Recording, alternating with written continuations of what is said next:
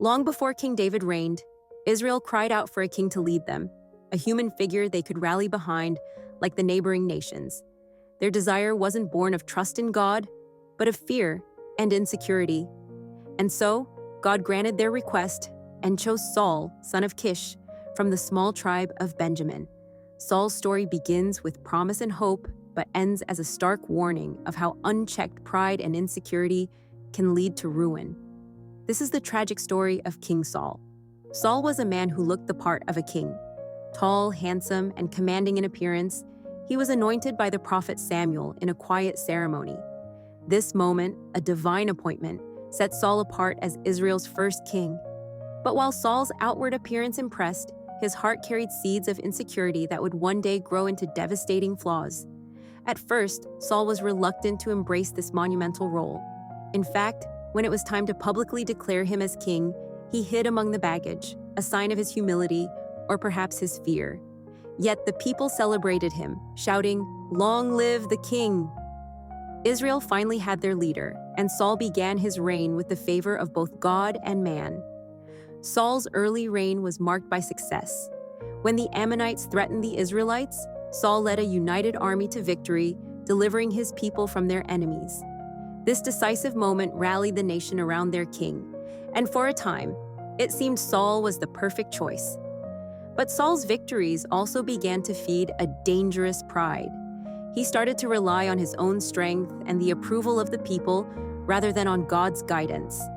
This shift in focus would soon lead to a series of grave mistakes. The first crack in Saul's reign appeared during a critical moment of war.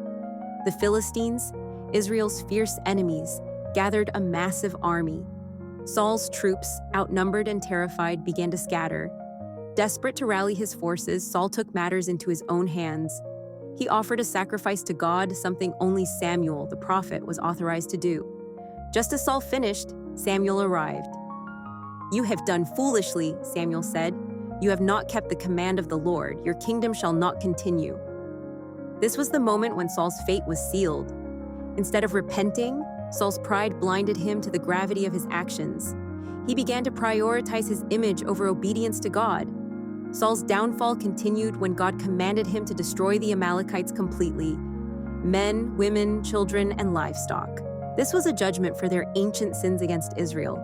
But Saul disobeyed again. He spared their king, Agag, and kept the best of the livestock under the guise of offering sacrifices to God.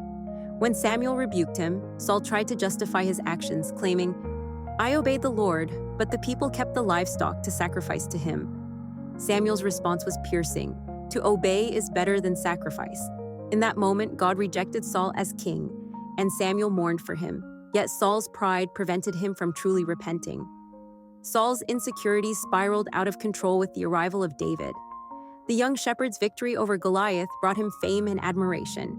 The women sang, "Saul has slain his thousands and David his tens of thousands." These words ignited a flame of jealousy in Saul's heart that would never be extinguished. Saul's jealousy turned to paranoia. He viewed David as a threat to his throne and made multiple attempts to kill him, even hurling a spear at him in a fit of rage. David's loyalty, however, never wavered. Despite Saul's relentless pursuit, David spared Saul's life on multiple occasions, proving his own humility and trust in God. Abandoned by God and tormented by an evil spirit, Saul became a shadow of his former self. In desperation, he sought out a medium at Endor, asking her to summon the spirit of Samuel. This act of disobedience revealed the depths of Saul's despair. Samuel's message was grim. "Tomorrow, you and your sons will join me, and Israel will fall to the Philistines." This prophecy marked the beginning of the end for Saul. On the battlefield against the Philistines, Saul witnessed the deaths of his sons and the utter defeat of his army. Mortally wounded and unwilling to be captured, Saul fell on his own sword, ending his tragic life. Saul's reign, which began with such promise, ended in heartbreak and ruin. His story serves as a stark reminder that pride and disobedience lead to destruction. Saul's life is both inspiring and cautionary. He was chosen by God, equipped to lead, but undone by his own choices. His story reminds us of the importance of humility, obedience, and placing our trust in God rather than ourselves.